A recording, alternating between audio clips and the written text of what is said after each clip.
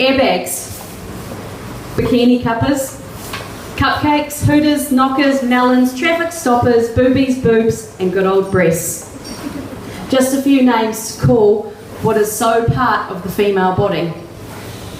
At their most basic form, they are there to nurture a child in its first year of its life.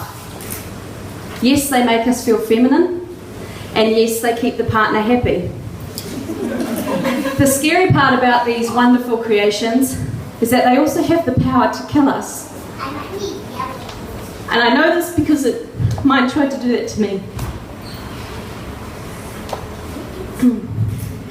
October last year, Karen, my partner, and I were spooning. Yeah. And can I just say that we were in fact spooning? I have had a lot of people say to me when I've said this, yeah, Amber, alright, you were spooning. I assure you if we were not spooning and doing something else, I would tell you that that's how we found it. I was lying on my left side and he was lying behind me and he had a handful of my right breast. That one handful saved my life. Kieran will tell you, if you ever get the chance to meet him, that he has life-saving magical hands. And as much as I try not to give him too much credit, he's not wrong. It is a terrifying thought to think how long it would have taken me to find it if he hadn't. At 26, I learnt that we should be doing a self-examination from the age of 20. And I had no idea about this. And hence, I created my blog when things went tits up. It is only now that I've got to where I am that I can truly appreciate what this blog has done for my friends, family, breast cancer survivors, cancer fighters, and myself. I've done my best to share it as openly and as honestly as I can through the ups and the downs, with the biggest desire to inform, educate and inspire those who choose to follow. I have shared my experience not to scare women, and particularly young women, but to empower them and give them the knowledge that they need to understand the importance of doing self-examinations and doing it regularly, knowing you're normal, and doing something about it if something changes. And hence why on the 8th of the month, I now post monthly pictures, videos, anything I can find about how to do a self-examination. I chose the 8th of the month, one, because it's my lucky number and my birthday, and two, because if you turn it on its side, it kind of looks like boobs. When I was diagnosed, 300 women under 40 would be diagnosed with breast cancer in New Zealand. In less than a year, that number has increased to 400 under 40 in less than a year. That is women just like you who are not old enough right now to be part of the free mammogram screening program. So what do we have to do about it? The only thing is that you have yourself. You are reliable on yourself. And for some who are lucky enough, maybe a partner. Or for the partner's lucky, I don't know. Now I could stand here and go through, what's been coming up a year of the last, with all my treatment.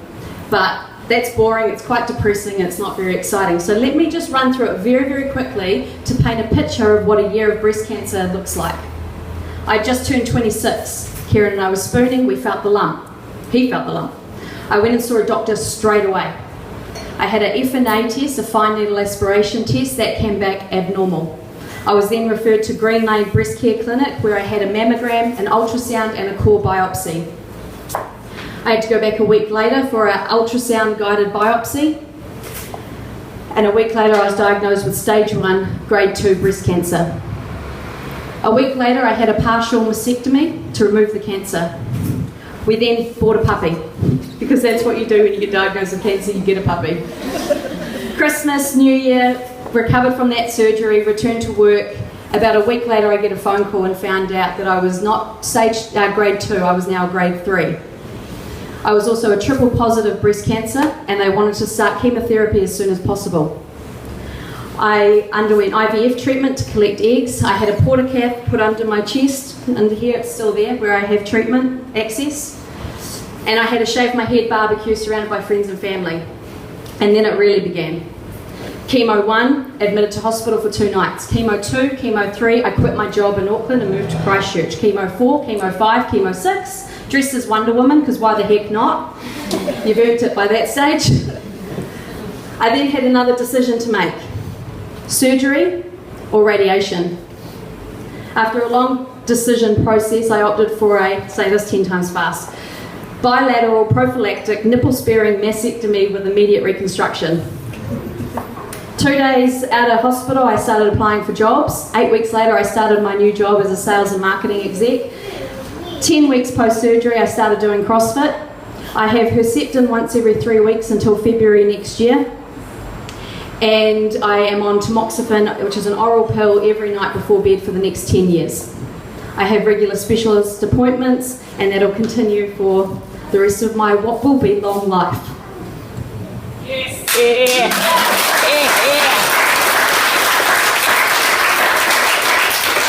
What can't be explained so simply is the emotional, financial, physical, mental journey that someone goes through when they go through something like this.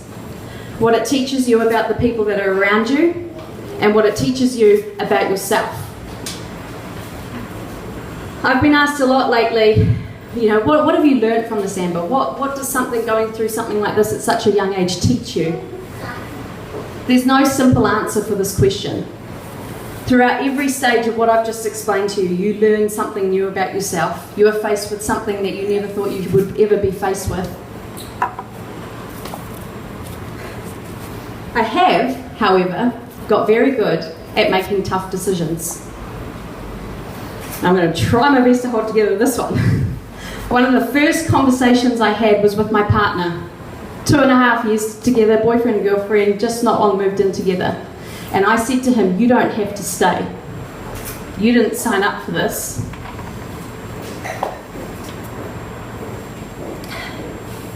As a young couple who have been together just over 2.5 years, it's not what he signed up for. And of course he didn't want to be the guy who ups and sticks the girlfriend that just got cancer, because that's not going to be a good look. But if we knew then what we would go through as a couple throughout this year, I wouldn't have blamed him if he did. It has been one of the hardest things on our relationship. We became flatmates. The one thing we did get good at was communication. And I'm proud to say we got through it, we're still together, and we're getting back to who we were. Making the call to leave my job, that was a hard one.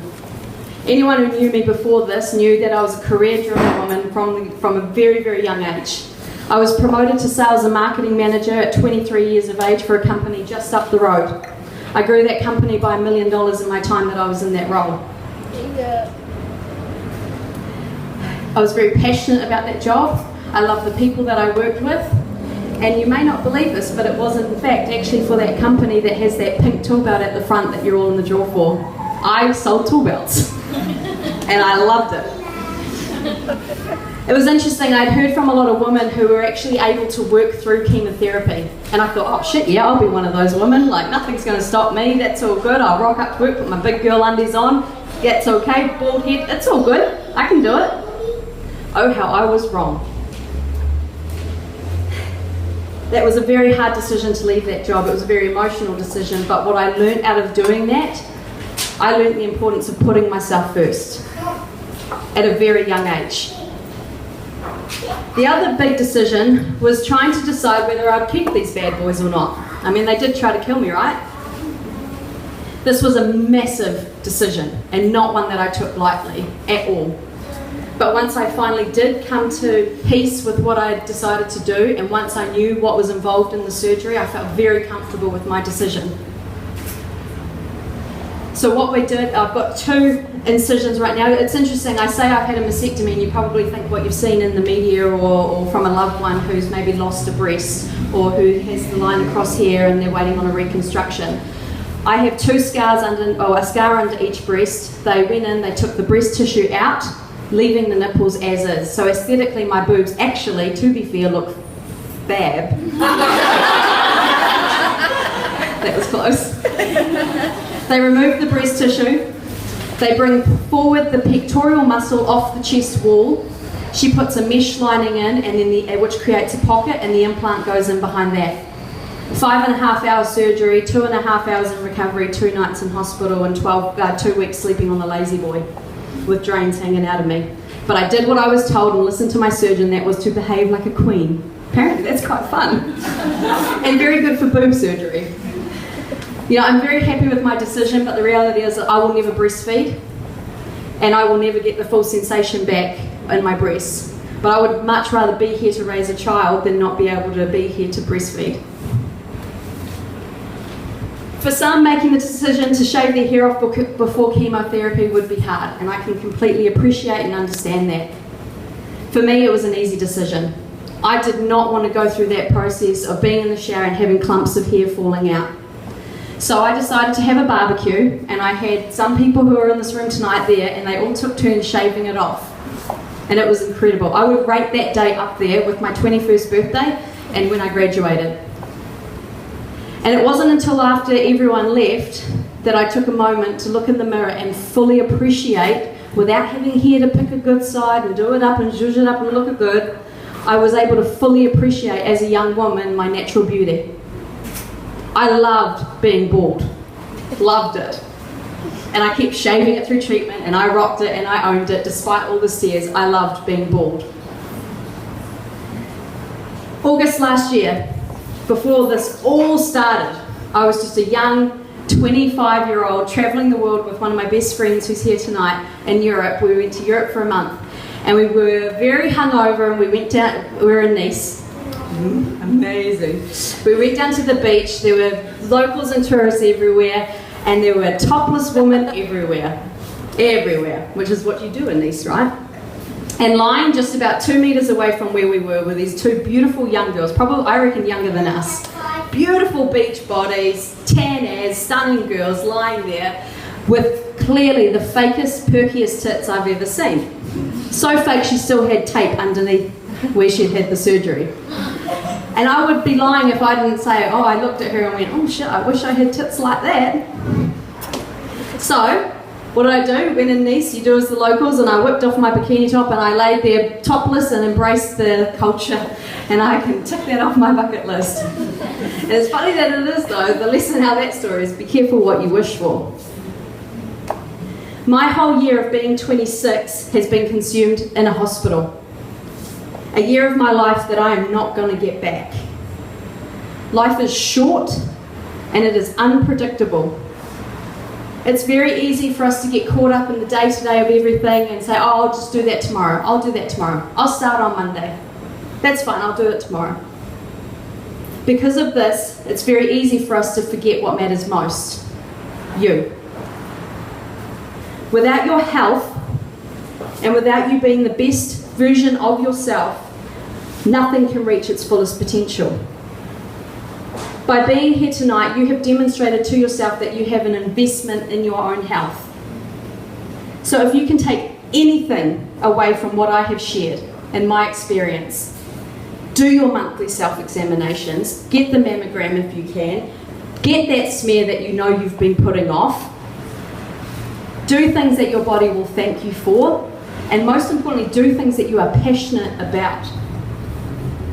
You only get to live once, but if you do it right, once is enough. Thank you.